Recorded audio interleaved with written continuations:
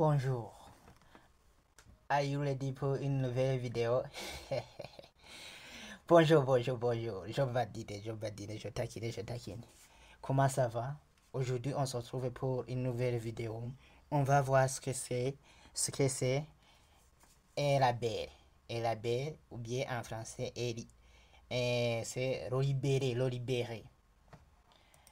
Avant de continuer, je vous invite à s'abonner sur ma chaîne.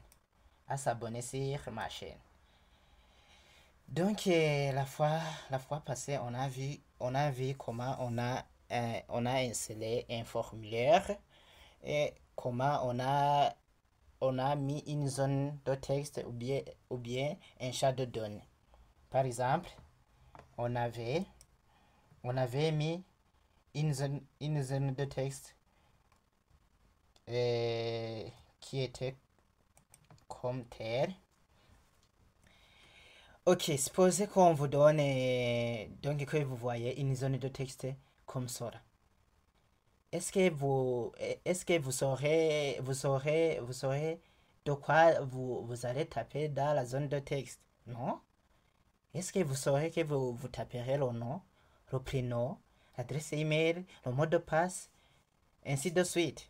Non? Vous n'allez pas savoir ce que vous allez mettre dedans.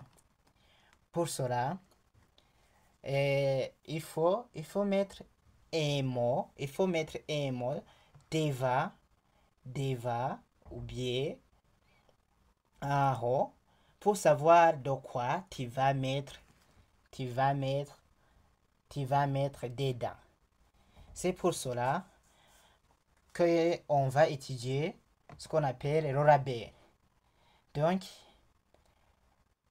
le label définit une légende pour un élément input. Donc je vais mettre dans mon code, le code que nous avons avant était comme tel.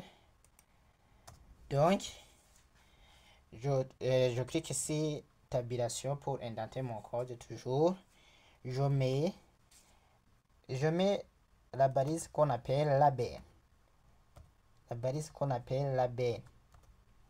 C'est une balise ampère. À l'intérieur de la balise ampère, je dois mettre un nom qui va me permettre de connaître ce que je dois mettre dans la zone de texte. Donc je mets, par exemple, puisque ici j'ai utilisé last name, donc cela veut dire que en français c'est le nom. Je vais mettre nom en français, nom, et je fais enregistrer. Je mets mon mot de passe.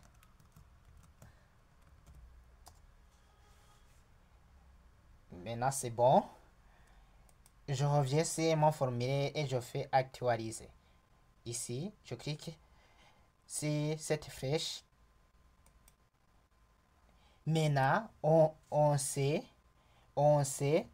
de quoi je dois mettre ici à l'intérieur. Donc, puisque j'ai un libellé, donc un label qui s'appelle nom, je sais ce que je dois mettre ici.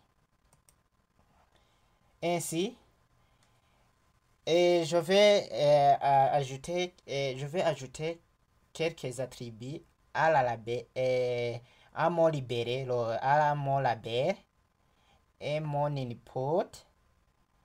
Avant de les mettre, je dois vous montrer quelque chose. Je suis ici et je vais taper sur le label nom. Si je tape sur le label nom, donc on ne voit pas aucun changement. Ajouter les deux attributs. Si le label, je vais ajouter l'attribut qui s'appelle fort. Donc je peux mettre nom en minuscule. Par exemple, dans l'input, ici, dans l'input, ajouter ajoutons un attribut qui s'appelle ID. Donc, je mets le même nom que j'ai mis ici fort. Le même nom que j'ai mis ici fort. Donc, j'ai mis le nom qui s'appelle nom. Non. Donc, les deux attributs que je viens de mettre, ça nous permet de connaître le label appartient à quelle zone de texte. Donc, je vais faire un enregistrement.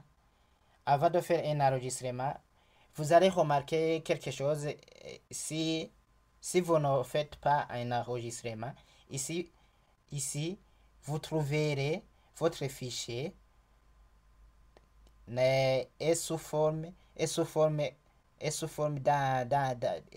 d'un dossier. Mais si je fais enregistrer, vous allez remarquer après. Vous allez remarquer ce que ça donne. Donc maintenant, il y a quelque chose qui a changé. Donc l'icône a changé.